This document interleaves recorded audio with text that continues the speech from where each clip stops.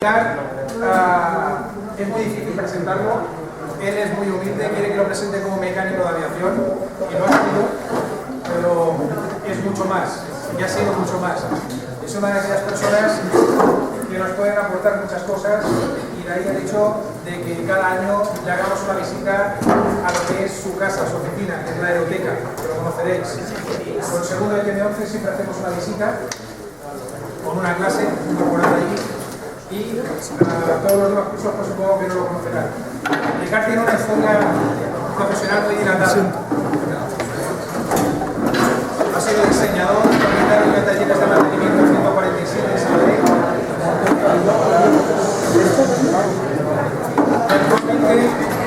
Actualmente ha jubilado y es un historiador. El libro que tenéis en la recepción sobre motores de aviación es una recopilación de un trabajo de él.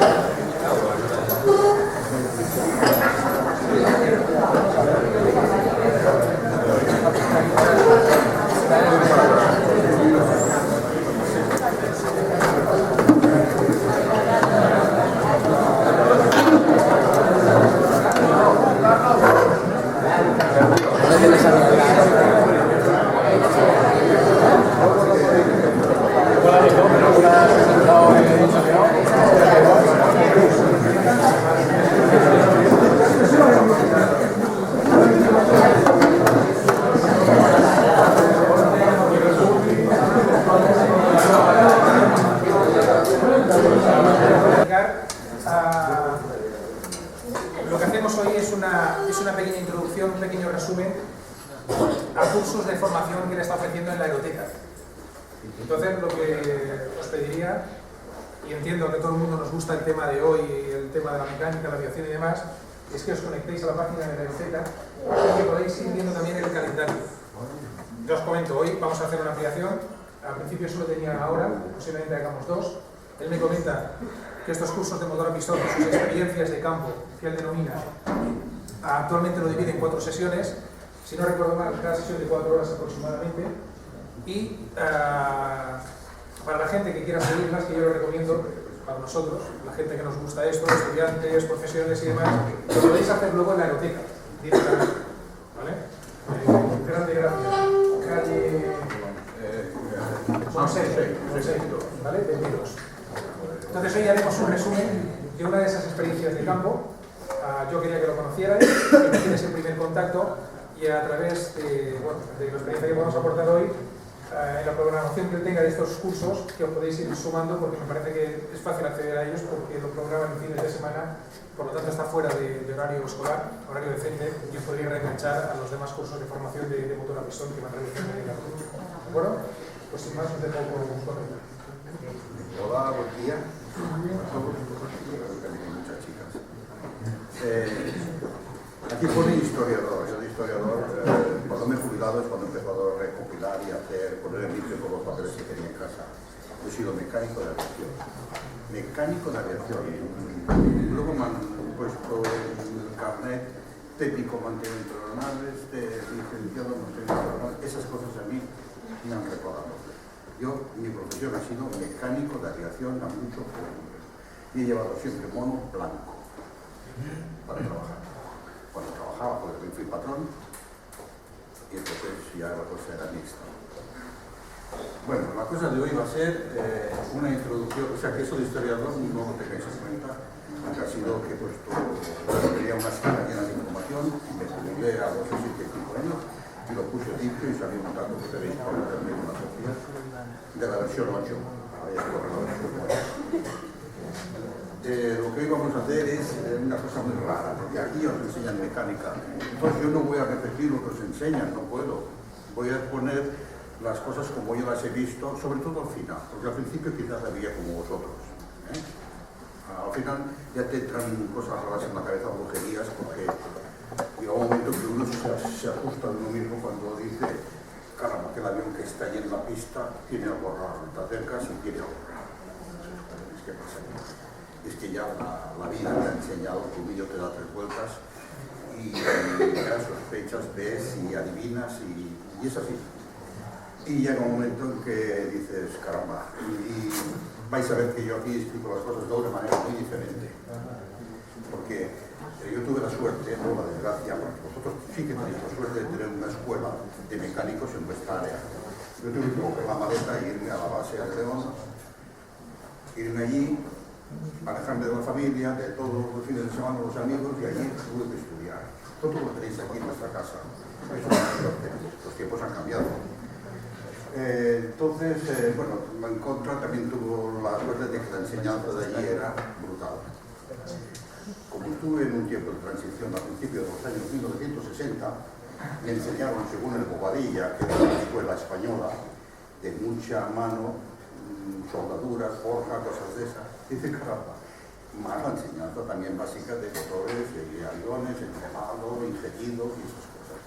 Pero al mismo tiempo nos llegó el paquete del curso de la USA, de los Estados Unidos, porque había el acuerdo multilateral de amistad y esas cosas de las clases aéreas a cambio, y los paquetes pues eran los Sabres, los T6, los DCT, mucho material nuevo, y con ellos el paquete de enseñanza que también resultó ser audiovisual. Al ser audiovisual, resulta que en aquella época, en los años 60, ya veíamos unas cosas que eran para nosotros alucinantes, que era que te estaban enseñando con una pantalla como aquí, y como ahora te están enseñando en muchas escuelas. Pero claro, eso ocurría en los años 60, que no había nada, entonces te pasaban películas de la USA. Y te veis, aquí hay un botón de reacción, con infrarrojos, pero podéis ver todo el interior, y le tiran una tuerca y ¡pum! El motor revienta. Pero es todo filmado. Claro, eso aquí, nosotros se iba a ver, qué bonito. Las películas de la USA se observen. El motor aeronáutico, el 47, que eran aviones en servicio.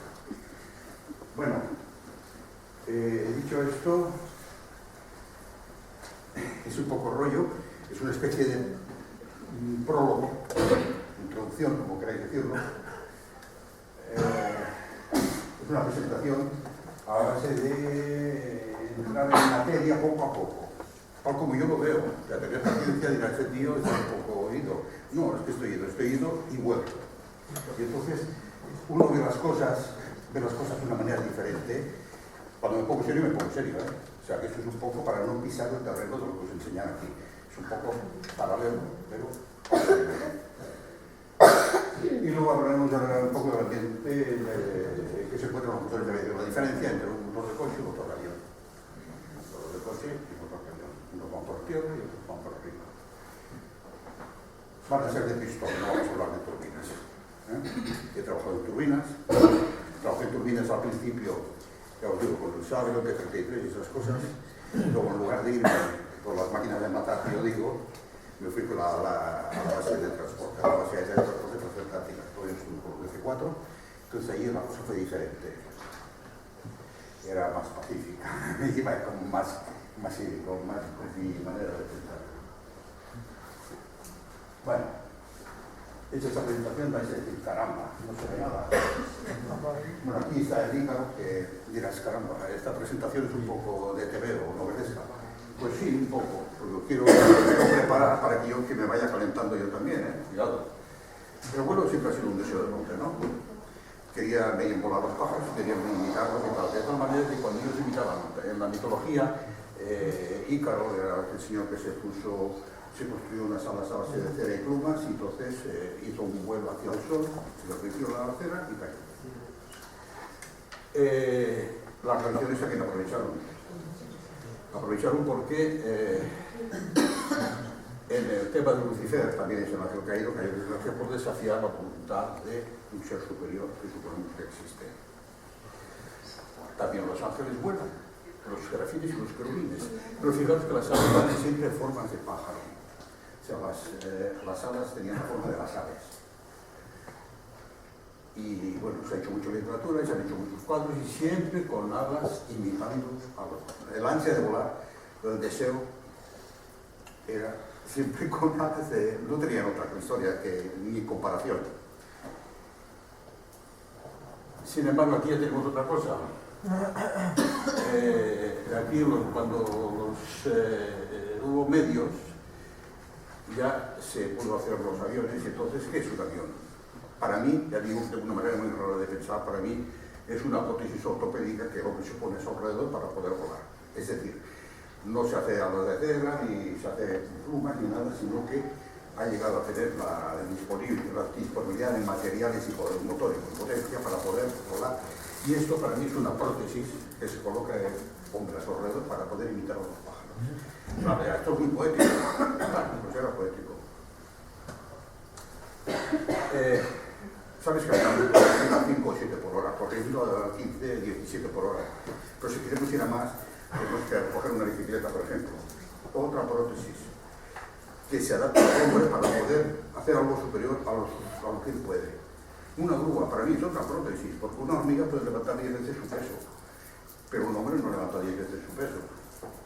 Sin embargo, utiliza grúas y lo hace. O sea que hay muchas veces, habéis visto películas en que se pone un robot alrededor y multiplica su fuerza, ¿no? Bueno, pues esto es lo mismo. El avión es una prótesis para poder volar. ¿Que quiere ir a 120, 150 o 200? Una motocicleta, un motor a la bicicleta. ¿Que quiere ir a 400? Un Lamborghini o un Bugatti Veyron. Bueno, dicha esta tontería, chicos. Esto, para mí... voy a decir otra tontería. ¿Sabes lo que le dijo una madre indígena a su hijo? Dice, mira, hijo, cuando veas volar un pájaro de hierro, dice, solamente se puede comerlo de dentro, ¿eh? Es un chiste viejo. Si Leonardo da Vinci en el 1500 hubiera tenido aluminio y motores, ese genio, porque en el 1500 ese hombre ya veía más allá, fíjate, ese es un foto mayor, que este hombre hubiera tenido medios y hubiera hecho grandes cosas. Y esto en el 1500. También Julio Verne, en su imaginación, imaginó el navío aéreo, la ciudad del aire, cosas así. No solamente él, sino que sí, había talentos para hacer esas cosas. Y lo había eran los medios, no había el material, la fuerza para poder desarrollar esas ideas. ¿Qué pasó? Que se aprovecharon las leyes de la naturaleza, o sea, que cogieron y el primero que vio que el aire caliente ascendía, dijo, si esto no vuelvo, yo puedo ponerme ahí, puedo elevarme. Volaré como un pájaro. Bueno, es la idea de luego aire caliente. ¿Qué pasaba? El aire caliente fue abajo, se prendía adentro, se calentaba el aire dentro y subía, hasta que el aire exterior enfriaba al interior y volvía a bajar. Bueno, pues se venía una cestita con un paja y ya estuvieron más. El primer vuelo creo que fue una cabra y un pollo, una gallina, o algo así. Y luego ya, el segundo día fue en Versalles con ellos a bordo. Más adelante, el otro tirante de Rocío fue la primera víctima, porque en sus vuelos de fuera, pero de la manga, y bueno, murió. La primera victoria fue ese señor. Hoy día tenemos aquí que la misma idea, aprovechando las fuerzas de la naturaleza, es decir, todavía no tenemos motores, el aire caliente encerrado, pero ya con un fuego más potente. De hecho, para mí eso también es un motor, es un medio de propulsión. Los hornillos los quemadores, mantienen el aire caliente dentro y puede subir y subir y subir. Y aunque el de exterior enfría el interior y contra más sube, menos dentro es el aire, más necesita y más frío, más calor necesita, con eso lo podemos mantener. Pero ¿qué pasa? Que vamos a merced de las corrientes aéreas, del aire. Si queremos ya ir de un sitio a otro, ya tenemos que meter un sistema de propulsión y de guiado. Entonces ya nos pasamos a los dirigibles que ya necesitan un medio de propulsión. Poco a poco vamos entrando en materia de lo que quiero contar. Todo se fue desarrollando paralelamente a lo que era pues, la vida normal, la industria y todo. Según disponían de medios, podían ir apuntándonos a las ideas de poder volar. Por ejemplo, aquí en Cataluña sabéis que en el Llobregat hay por lo menos 50 colonias, ahora están todas, la mayoría cerradas, se pueden visitar, pero las turistas. Donde se aprovechaba la energía de los ríos, por ejemplo, aquí está el Llobregat, se cogía el agua de más alto, se pasaba por el molinillo, la noria, lo que fuera, y salía por aquí, por ese arqueo, se volvía al río. Y más abajo había otra colonia, y otra colonia, y otra colonia, así hasta 50.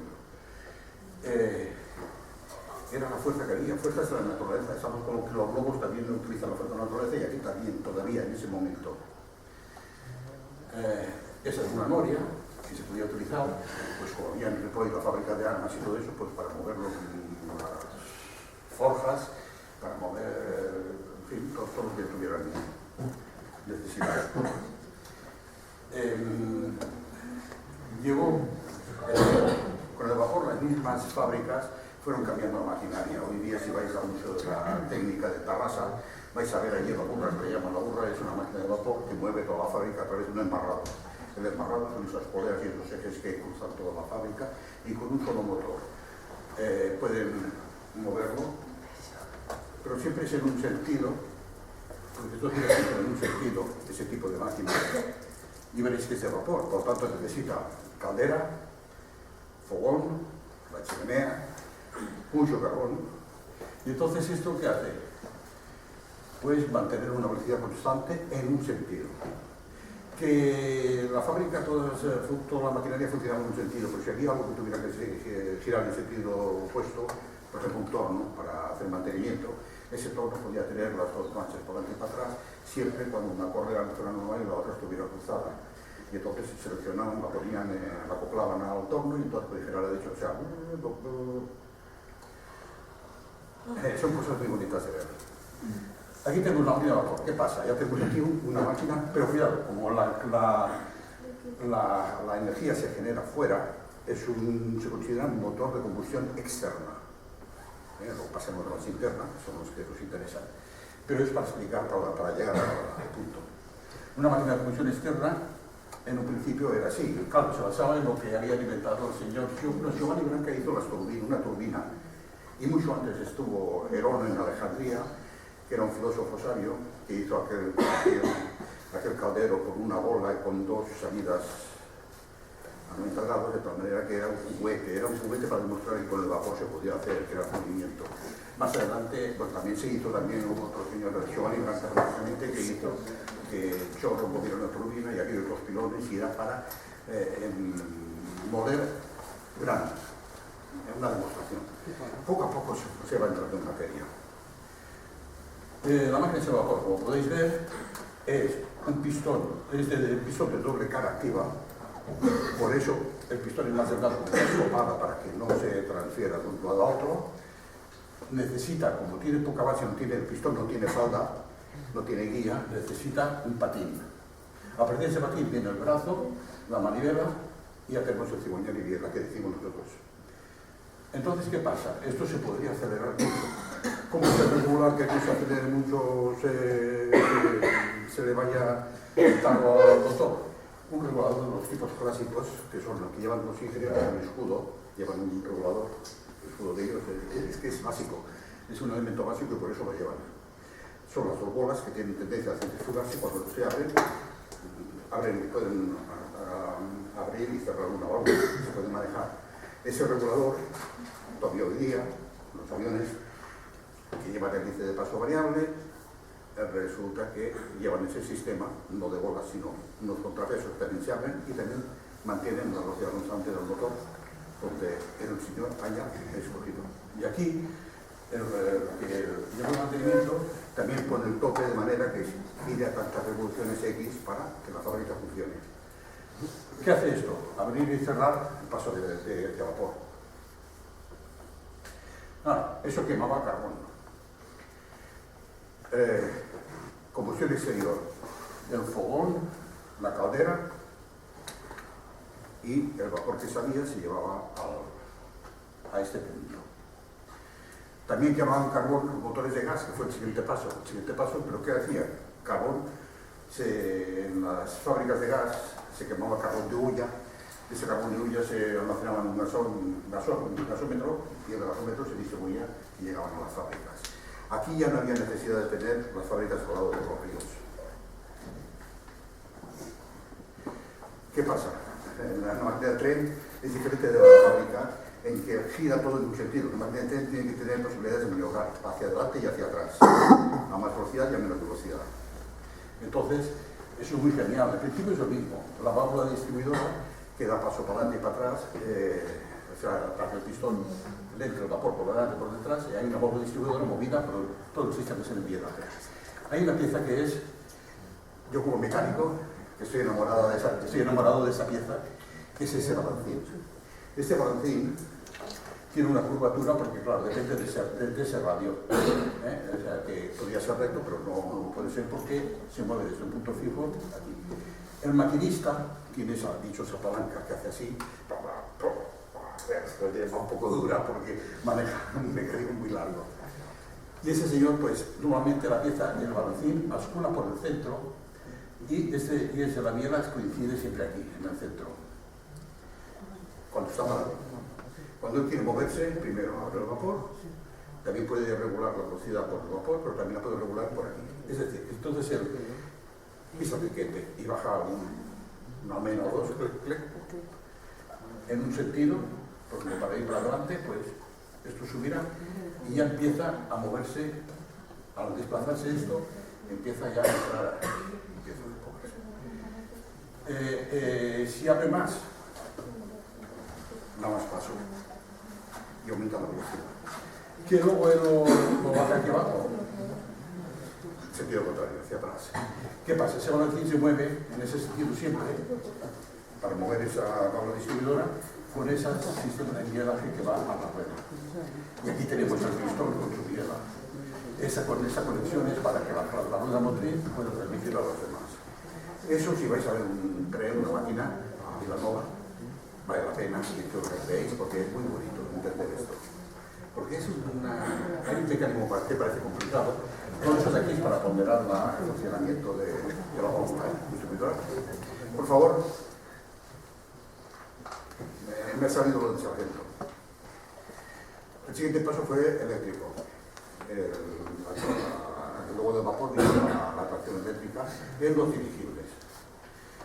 Y sabía que además todos pusieron, pero eso tenía un problema, que eran las baterías que pesaban mucho, por lo tanto había poca carga de pago. Pero fue un ensayo más. Hoy día han vuelto los motores eléctricos en la aviación solo ligera, pero irán subiendo, poco a poco irán subiendo aviones mayores, gracias a las baterías más ligeras y más potentes, las de litio, iones de litio. Luego ya llegó el momento del motor de explosión de combustión interna. Antes se quemaba el combustible fuera, ahora se quemará dentro. Este es el motor de los hermanos Wright en el primer Flyer. Claro, estamos al final del siglo XIX cuando Otto inventa o adapta la máquina alternativa de vapor y dice, bueno, en lugar de quemar fuera, vamos a quemarlo dentro, será más efectivo, tendremos menos fugas, menos mermas. Entonces, ese señor es el que hizo, los motores al principio daban poco rendimiento, el vapor aprovecha el 15% del potencial del combustible, el vapor de la pega. En estos llegamos a 45, que nada de llegar al 100% del combustible no saca nada, por mermas de alojamientos, pérdidas de calor por todas partes y el radiador se lleva mucho calor. Entonces podían funcionar los motores con el ciclo Otto. Ese ciclo Otto es el que inventó, no es el que adoptó el señor Otto, el señor alemán, basándose en el ciclo de Carnot. Carnot ya sabéis que es compresión, aeronáutica, expansión y eso lo dejo para...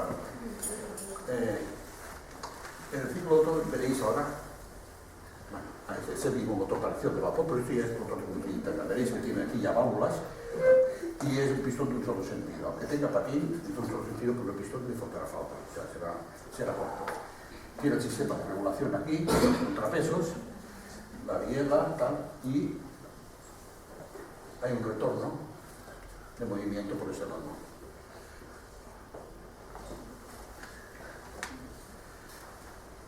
El sistema Otto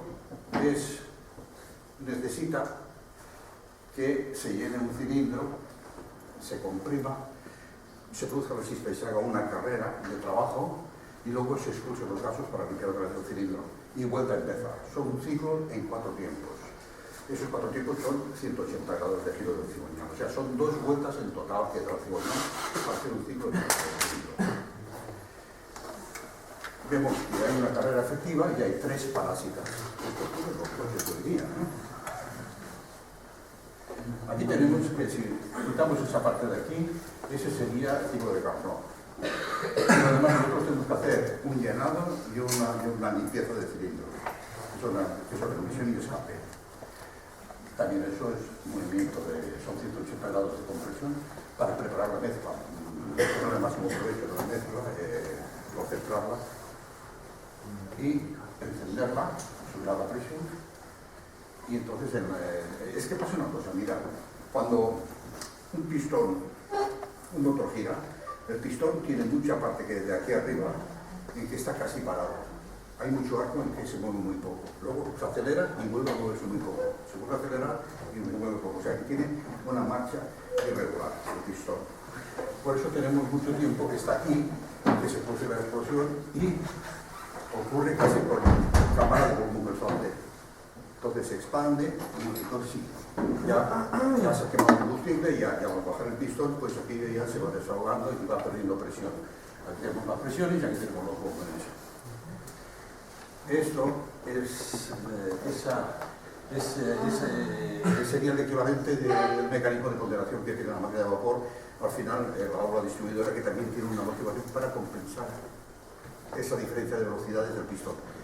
Muy lento en los extremos, muy rápido en el centro, o sea que el pistón tiene una velocidad variable constante.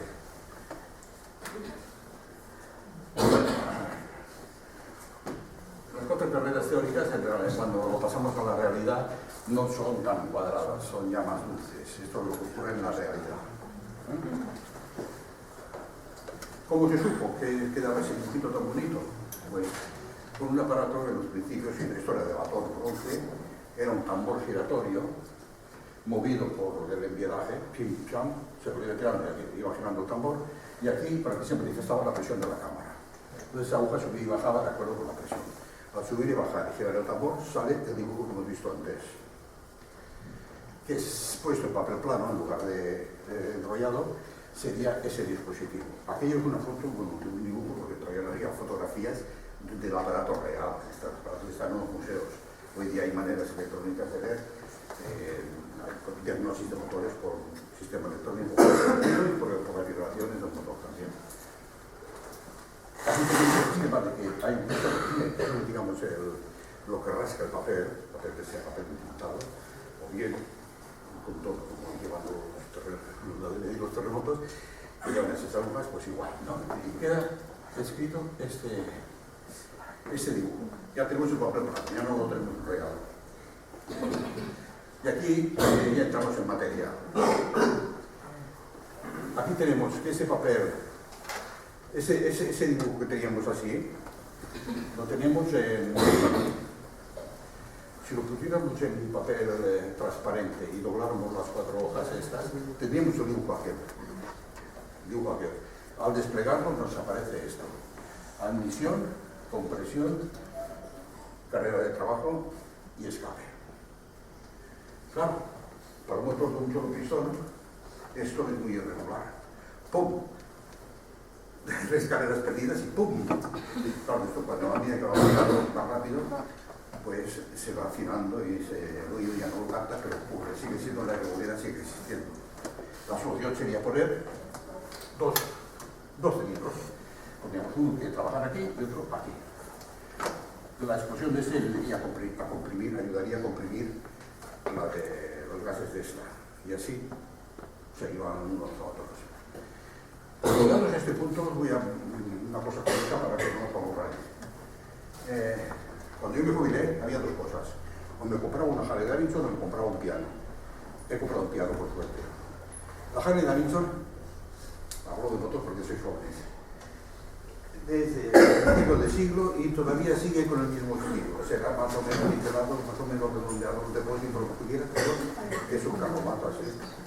Y siguen con la misma estilo. No han hecho pepinos como japoneses, ni han hecho como otras marcas de comerciales, han hecho desde el antiguo y han ido evolucionando y los modernos son más guapos. Cargados y cosas. La Davidson sigue igual. ¿Por qué? Es una filosofía. Es una filosofía de marca. La Harley Davidson tenéis que pensar Va de motores también, o sea, también hay Harley Davidson volando, o sea, tengo fotografías en que se ven adaptados a los aviones. Pero la Harley Davidson tiene los cilindros a 45 grados. ¿Qué ocurre? Sabéis que los americanos ponen aditivos acá abajo para crear hábitos. En la Coca-Cola también meten cosas para crear hábitos. Los Harley Davidson también es una máquina que también crea hábitos, sobre todo al principio del siglo, porque los señores iban en caballo, y luego se pasaron a la moto. ¿Qué ocurre? Que gira en ese sentido, esto es para adelante, la explosión de este, y vuelve la explosión de este, y ya vuelve a repetir. ¿Qué ocurre? Que entre este y este son 360 grados menos 45. O sea que la primera explosión ocurre pam, pam, muy seguida. Si ponéis una moto de estas al ralentí o la observáis cuando pase, de bajada, de subida, como queráis, notaréis esa diferencia. Patam, patam, patam, patam, patam, patam, patam. ¿Para qué? ¿Qué hacen los caballos? Cuando van a un trote, patam, patam, patam, patam. Cuando aceleran ya se confunden y van a galope. Ya esto, bueno, cuando una Harley Davidson va a gas a fondo, nosotros confundimos, sin embargo el motor va irregular. Porque la siguiente explosión de esta es 360 más 45. O sea que el motor más irregular que este no hay. Pero 405 grados. Es la diferencia entre, ¿me entiendes? ¿Me entendéis lo que quiero decir? Vuelvo a repasar. O sea que es una moto irregular, pero es para dar a la gente la sensación de que van a un... y la gente compra. ¿Por qué me compré un piano? Porque no me veía ni con coletas ni como Buffalo Bill con aquello. Parece que voy a caballo. Pues estos son cosas irregulares. ¿Qué hacen los fabricantes de motores de aviación? De todos los tipos de motores de explosión. Puedes hacer que el ángulo geométrico coincida con el ángulo de explosión. Llegamos a este punto. Hemos puesto aquí los cilindros. Pero si pusiéramos 4, que la mayoría de los coches van con 4, ya tendríamos que una carrera se apoyaría a la otra y las negativas quedarían difuminadas, o sea, amortiguadas por las efectivas. Pero se crean unas crestas. En esas crestas, como las podemos suavizar? Crestas quiere decir vibraciones. Entonces se pone un volante de inercia donde va el embrague y aquel volante de inercia acumula la energía y esa energía se transforma en unas ondas suaves. Si además en el cigüeñal ponemos contrapesos o dampers, o bien uno delante o bien varios en cada muñequilla, también suavizamos esas crestas lo máximo. Y el coche es más suave.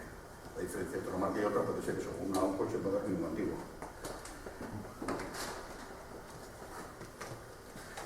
Ahora os voy a decir una cosa. Motor radial de 9 cilindros. Son 9 cilindros. Para que vaya bien, primero, ya es impar para que coincida el ángulo de explosión con el ángulo de geométrico. Siempre se está un cilindro porque necesita dar 2 vueltas del cigüeñal y lo hacen alternativamente. Correr, a ver, digamos, 720 grados, que serían 2 vueltas divididos por 9 a 80 grados. 80 grados es el ángulo de explosión. El ángulo geométrico, la mitad, 45. 360 dividido por 9. Aproximadamente.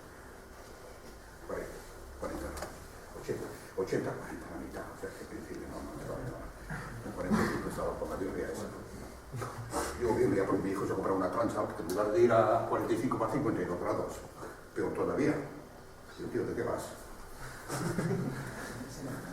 Además, no solamente ha comprado, sino que ha repetido. O sea, que ha vuelto a comprarse la renovada y ha comprado otra plancha. Pero bueno, será porque dicen que Harley Davidson tiene la patente del sonido. Eso unos lo dicen y otros lo desmienten. Lo que sí puede tener algo que ver es que ese patán y el tubo de escape es característico de esos grados que lleva. Entonces, bueno, si lo pones a 20 grados ya no nos puede decir que fue copiado. Pero bueno, hay muchos motores a 25 grados, incluso antes de la Harley Davidson. O sea que el señor Adler, que Clemenander, que ya hizo la banda de vapor más adelante cuando se hizo mayor, ya hizo motores de explosión y los hizo de motor buque también, de 12 cilindros y de 4 cilindros, que el señor Alfani. El señor Alfani todavía peor, porque la vez que los motores Alfani del Berlioz, los motores hacían lo que son así, que lo tenéis aquí en esa que hay aquí en el Prat. Hay una maqueta, que es de madera, pero está hecho, y también los hay de varios tipos, los hay a 60 grados y los hay a 72 grados, los cilindros laterales más abatidos, o sea que tenemos ahí una jerga. O sea, imaginaros, ¡pum!, explosión de este, ¡pum!, ¡pum!, ¡pum!, 2 vueltas al mismo tiempo. ¿Pero qué tenemos? Patam, pam, patam, pam, patam, pam, patam, pam. Es que ahora no escuchar esos ruidos. Pero te vas a saber, yo ir a un búnker y como no lo han descendido el 342, pues y si es al atardecer puedes ver las llamas que salen porque los caños de escape son muy cortos, ves que cuando lo tiene al ralentido la llama es rojiza, cuando acelera se va empobreciendo y ves que se vuelve azulada y blanca. Aquellos que quieren llevarla, que el avión está aparcado arriba, bajar el avión a mandar para guardarlo. Entonces sube un tío arriba, la calienta y ves eso, atardecer, cuando ya se hace oscuro, es cuando ves las llamas. Entonces, cuando acelera para moverlo, para llevar, entonces es cuando cambia de color. Es muy bonito. Y entonces, ya te digo, soy una parte mística de la mecánica. Cuando uno lleva muchos años, las cosas se ven de otra manera. He visto, os he dicho que el avión es un aparato, una prótesis, ya este tío de qué va. Para mí es una prótesis. Y ese ruido pues se ha beneficiado mucho también por lo mío. Las vibraciones. Pensar que ese señor que tenía el Blériot, que iba con ese avión que cruzó el Canal de la Mancha, y luego viene aquí también un Blériot a volar premio que se toma en el hipódromo, que tiene Cantunis. Lo hizo con un Blériot. Veréis que sus aviones no llevan silencioso en la bancada con la estructura de madera. Entonces, ¿qué pasa? Todas las vibraciones se transmiten, pero ¿qué vibraciones? Fatal, brutal, muchas. Ese motor no va regular, no va redondo. Cuando llegan aquí, y ya no lo oímos, pero sigue funcionando mal. ¿Qué pasaba? Con esas vibraciones, pues el señor llevaba gafas y postiza o una pipa, se le caía. Eso es decir. Lo mismo con la moto de esa armónica. Si metemos unos cilindros, suavizamos. Si vamos con el motor en estrella. Tenemos que fijaros que en cada vuelta hay 4 explosiones y media. O sea, tenemos en cada giro hay o sea que la fuerza que se transmite en la hélice es un cabo. Pero si tenemos un motor, por ejemplo, de un Globemaster o de un B36 que llevaban 28 cilindros, a cada vuelta eran 14 cilindros, 14 explosiones. O sea que aquella hélice era como si tuvieran ahí 14 hombres dándole la manía. O sea que la potencia que se transmitía era brutal.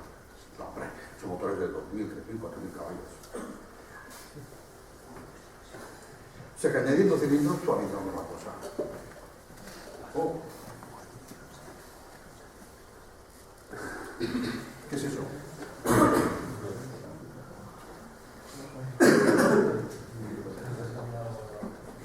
¿Hay un virus?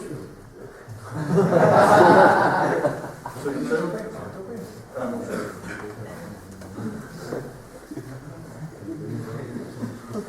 Muy frío antivirus. No, antivirus. Yo estoy con Kaspersky. Bueno, mira, otra manera de representar aquel diagrama que hemos visto hoy. Otra manera de representar aquel diagrama que hemos visto. Esto no es una cosa que parece, ¿no?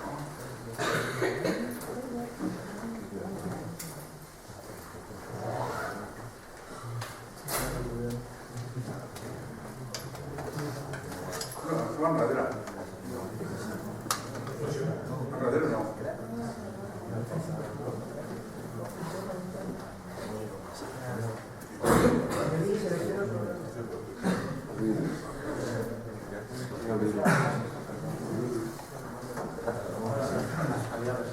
El virus. Aquí tenemos 4 pistolas, es decir, es como si ya fuera una bicicleta que hay 4 carreras efectivas y cada 2 vueltas. Cuando empezamos con este. Eso es lo que ocurre un motor de 4 cilindros. Y el volante de inercia para acumular, para quitar esas crestas de las vibraciones. Con eso ya no tenemos giros parásitos, pero claro, esa base de añadir un cilindro. Otra manera de representar un ciclo de 4 tiempos o ciclo Otto es, aparte del clásico sacado de la prueba física del aparato está representado teóricamente de esa manera: admisión, compresión, expansión y escape. Eso es teórico, o sea, aquí termina cada fase a 180 grados y hay un momento que salta la chispa, porque eso tiene una cierta velocidad para que la propagación de la llama y todo, como hay un cierto retraso y la propagación de esa también puede correr a 15 metros por segundo, pero eso a la velocidad del motor representa que o sea, que la chispa tiene que salir antes para que se empiece a generar el trabajo en la carrera esta de explosión y expansión. Aquí se pone TMA, TMB, punto muerto alto, punto muerto bajo. Esto es porque está sacado de un texto de América Latina. Normalmente es punto muerto superior y punto inferior. Aquí. Aunque el motor es invertido, como el motor del Tigre, el punto muerto superior no es el de abajo. El punto muerto inferior no es el de abajo. El punto muerto superior sigue siendo, aunque esté el motor girado o un cilindro de un motor radial estén invertidos, el punto muerto superior sigue siendo el extremo de la cámara. Tenemos aquí que los ciclos ocurren las explosiones cada 180 grados. En la realidad, ya tenemos aquel dibujo así muy rústico, ya se pone más dulce. En la realidad tenemos que la admisión hay que hacer que abra un poco antes, porque el pistón está casi parado, pero hay que abrir para que empiece a llenarse cuando empiece a bajar, ya la obra se va abierta. Admisión. Compresión cierra más tarde porque por inercia, también con el pistón casi parado, la bocanada esa de mezcla de aire y combustible entra por inercia también para el cilindro. Compresión, una carrera muy corta. La explosión, o sea, la chispa salta también antes de los 25 grados de promedio. Aquí visto que tenéis ahora una serie de 172 y una Cherokee es el Lycoming es a 25 grados, avance fijo, y la otra pues creo que es un poco menos, 20-22. Luego viene el escape. El escape abre mucho antes porque interesa limpiar el cilindro. Abre mucho antes y empieza a barrer. O sea que hemos perdido las carreras de trabajo, es muy corta. Pero un cilindro se ayuda con el otro. Y el escape también pasa. ¿Qué ocurre? Que tenemos un cruce de válvulas aquí. Ese cruce de válvulas, ¿qué es? Que en el eje de levas, pues encontramos que para cada cilindro, la de escape, que es la primera que vacía, y a continuación abre la válvula de admisión. En ese punto en que las dos crestas todavía, los dos lobos de las levas todavía no han terminado de pasar, uno porque no han terminado de pasar y otro que empieza, las dos válvulas empiezan a estar abiertas. Y es ese momento de arriba en que tenemos las dos válvulas abiertas. Pero eso, a la velocidad del motor es muy poco. En un motor radial, el plato de levas ocurre exactamente lo mismo. El plato de levas, ya sabéis que es un disco con unas levas que tiene 2 pistas para admisión y para escape, y si la vemos de frente vemos unas montadas sobre la otra también, con diferencia. El volante en un avión es la hélice.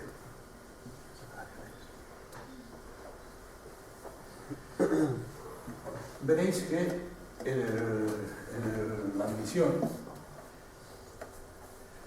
admisión siempre es por debajo de la presión atmosférica, porque es como una jeringuilla en un motor atmosférico. No hablamos todavía de sobrealimentados. Cuando uno respira, en una jeringuilla se crea un vacío. Nota que si la suelta, retrocede un poco. Ocurre lo mismo en el motor. Por eso se crea una depresión que llega a este punto. Y luego cuando empieza la compresión, se pierde un espacio hasta por aquí, que es ganar ese vacío que se crea. Toma. Entonces a partir de ahí empieza a comprimir. O sea, ese es el truco de la jeringuilla, ¿eh? Luego a partir de aquí empieza a comprimir, se produce el encendido, como está casi la cámara, el pistón está casi parado durante un arco determinado, se produce ese golpe y entonces ya empieza, se ha quemado el combustible y ya empieza a aumentar el volumen, por lo tanto pierde presión. Llega también a abrirse el válvula de escape antes de llegar abajo, y al abrirse el válvula de escape la presión cae de golpe. O sea, se abre antes. O sea, no llega hasta aquí abajo, llega antes. Pierde la presión antes. Eso sí.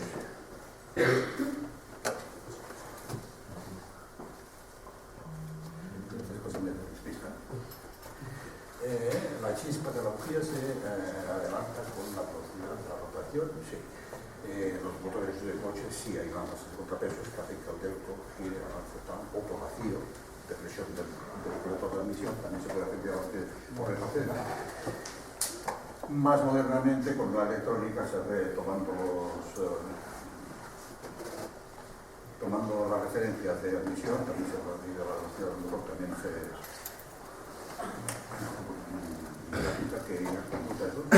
datos iguales. En aviación todavía no, ¿eh? Bueno, empieza. Ahí viene ya con motor y con mando. Eso ya no lo he enviado a mí.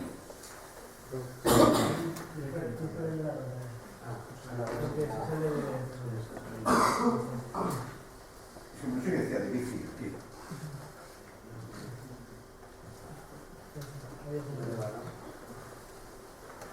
Bueno, hemos visto aquí ese motor atmosférico sería uno que es el pistón que hace el trabajo de aspirar, comprimir.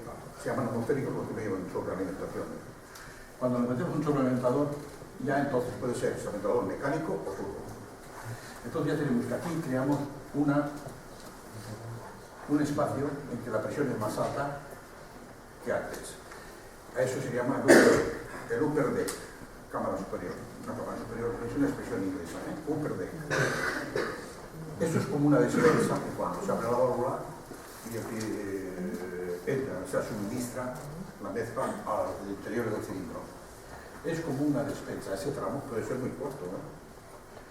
Pero hay más presión aquí que antes del tubo.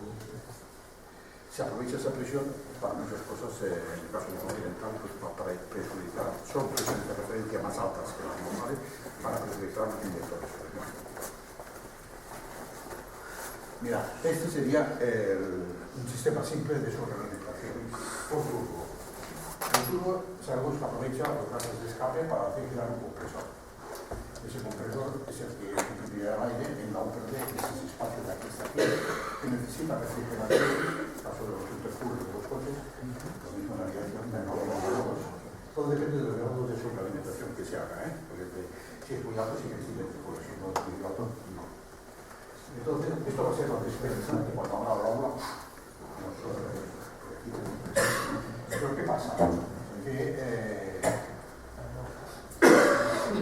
tenemos que esa presión de referencia, aquí tomamos una presión de referencia a ese actuador, que es el que si aquí tenemos mucha presión, ¿no? Que pasa de cuenta, este se nos abrirá y abrirá un bypass. Un bypass es un paso de derivación. Al abrir los gases de escape se ven por aquí, no pasan por la turbina, tiene velocidad y así se puede controlar en un equilibrio. Eso es el principio básico. A partir de aquí los métodos, cada fabricante es suyo. La diferencia entre un motor de aviación es que claro, se eleva. Un motor de coche como máximo, ya lo veréis, puede ir pues aquí en España, creo que es la Sierra Nevada, hay una carretera hasta 3.000 metros de Pirineo, y tenemos otra carretera muy alta en Tenerife, que es a 2.500, donde está el parador. Claro, en ese momento el coche se enriquece y estamos teniendo gasolina por el escape. En un avión eso se tiene que corregir. Pero claro, nos encontramos que ¿por qué la altura de Sierra Nevada tal nos altera el funcionamiento del motor? Pues porque tenemos que en la Tierra el aire es una capa muy delgada.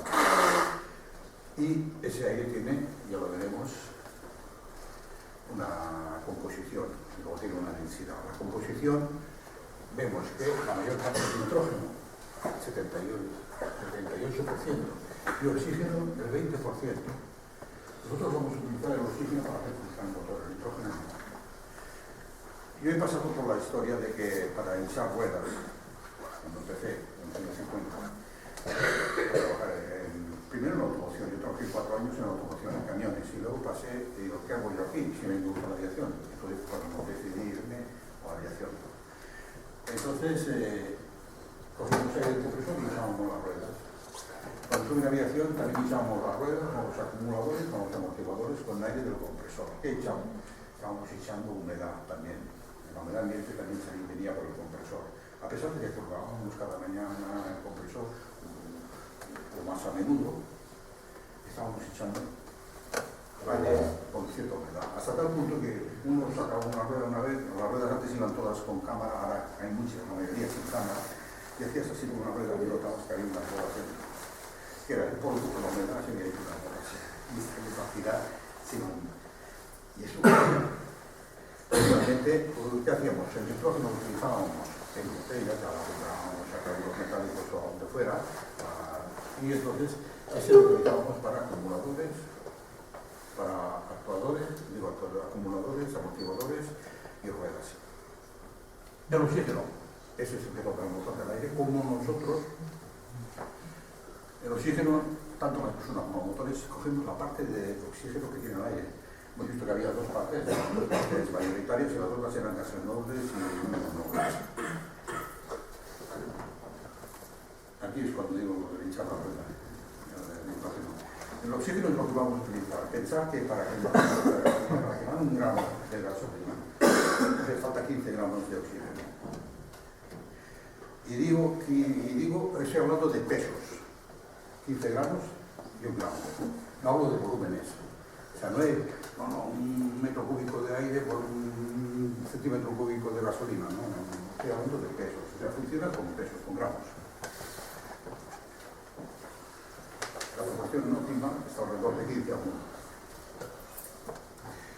En la atmósfera, según aquí donde vivimos nosotros, se llama la troposfera, pero tenemos que aquí pues, es un ambiente turbulento, es como un río, como un mar. O sea, se calienta la tierra durante ciertas horas del día, se levanta el aire y el frío ocupa el aire caliente y siempre hay corrientes arriba y abajo. Se crean nubes por las humedades de los ríos, de los lagos, lo que sea, desde los árboles.